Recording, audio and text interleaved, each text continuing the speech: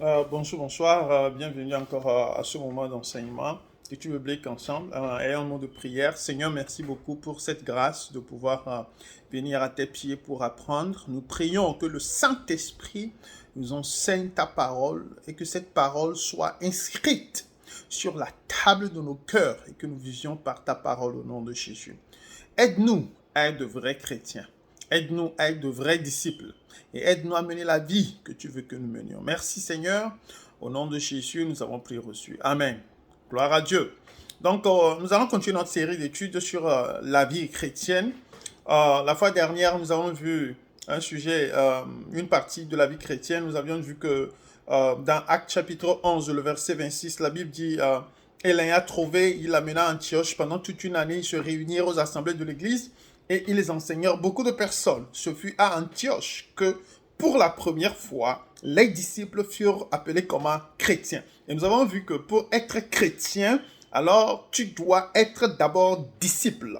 Vous voyez, pour être appelé chrétien ou chrétienne, tu dois être d'abord disciple, disciple de Christ. Donc aujourd'hui, nous voulons commencer par voir les caractéristiques du disciple de Christ. Vous voyez, sans plus tarder, nous allons aller dans ces caractéristiques. Mais avant d'aller dans ces caractéristiques, nous voulons voir quelle est la définition générale du disciple de Christ. Un disciple, vous voyez, pas de Christ, mais de façon générale, qui est un disciple? Vous voyez, selon Larousse, la définition, c'est que c'est une personne qui reçoit l'enseignement d'un maître.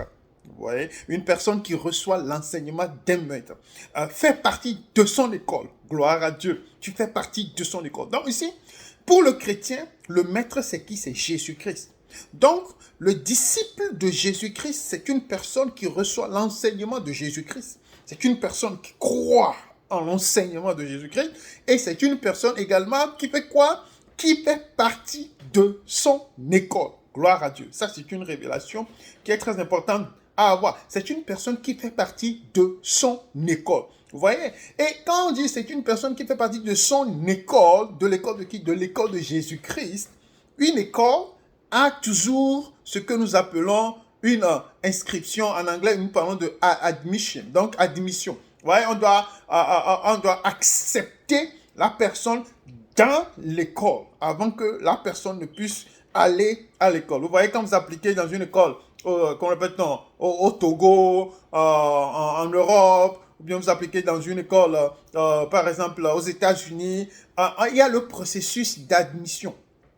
Ouais. Donc, l'école, quelqu'un qui fait partie de l'école de ce maître. Alors, en tant que disciple, vous voyez, tu dois, en tant que disciple de Jésus-Christ, tu dois faire partie de l'école de Jésus-Christ. Mais nous voulons voir quelque chose de très important aujourd'hui. La première caractéristique, comment entrer ou bien comment faire partie de l'école de Jésus-Christ et devenir alors son disciple. Donc, nous voulons voir aujourd'hui le début de la vie du disciple. Ouais, ça c'est très important. C'est ça que nous voulons voir aujourd'hui. N'oubliez pas, nous parlons de quoi? De la vie chrétienne. Et nous avons vu que le chrétien doit être un disciple. Maintenant, le disciple de Christ, quel est son début? Qui est disciple ou bien comment est-ce qu'on devient disciple de Christ? Ou bien comment est-ce qu'on commence la vie de disciple ou bien de discipola avec Christ? La Bible nous dit dans Romains chapitre 3, le verset 23, qu'est-ce que la Bible nous dit? Le verset 23, la Bible nous dit que car tous ont péché et sont privés de la gloire de Dieu. Vous voyez? Et n'oubliez pas, Jésus-Christ, il est la gloire de Dieu manifestée dans la chair. Donc, tous ont péché. Et la Bible dit que parce que nous tous nous avons péché, alors nous sommes privés de la gloire. Ça veut dire que nous ne pouvons même pas rentrer ou bien entrer, être admis, vous voyez, à l'école de Jésus-Christ, à l'école de Dieu. Vous voyez, Dieu, Jésus-Christ, qui est la gloire de Dieu. Nous ne pouvons pas être admis, vous voyez, à l'école, vous voyez, de la gloire de Dieu, qui est Jésus-Christ. Nous ne pouvons pas le faire. La Bible dit, mais la Bible dit, verset 23, et ils sont comment? Gratuitement justifiés par sa grâce, par le moyen de la rédemption qui est en Jésus-Christ. Donc, pour entrer, pour être accepté dans l'école de Jésus-Christ, pour être accepté dans le processus de disciple-là, ou bien de devenir disciple avec Christ. Donc, tu as besoin, premièrement, de faire quoi? Tu as besoin d'être lavé de tes péchés. Tu as besoin d'être purifié de tes péchés. Tu as besoin d'être pardonné de tes péchés. Et cela se fait à travers qui? À travers Jésus-Christ lui-même. Pourquoi? Parce que la Bible dit dans Jean 3, chapitre 16, que Dieu a tant aimé le monde qu'il a envoyé son Fils unique, avec quiconque croit en lui ne périsse point, mais qu'il ait la vie éternelle. Donc, autrement dit, pour être lavé de tes péchés, et cela se fait en Jésus-Christ, tu dois croire en Jésus-Christ. Tu dois accepter Jésus-Christ comme ton Seigneur et ton Sauveur personnel. Et quand tu l'acceptes, tu confesses tes péchés, tu les délaisses. Ensuite, la Bible dit que tu es gratuitement justifié par le moyen de la rédemption qui est en Jésus-Christ. Et la Bible dit que c'est lui que Dieu a destiné par son sang.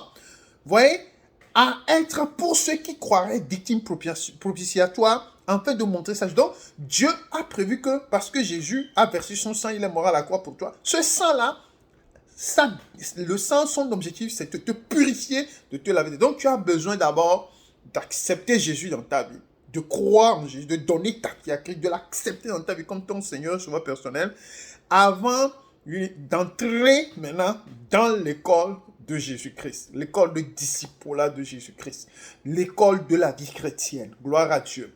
Donc, c'est ce que nous voulons voir aujourd'hui et nous venons de parler de ça. Le Seigneur va vous donner plus de compréhension. Vous allez plus comprendre ceci. C'est très important. Nous allons avoir un mot de prière. Seigneur, nous te remercions beaucoup pour nous avoir éclairés.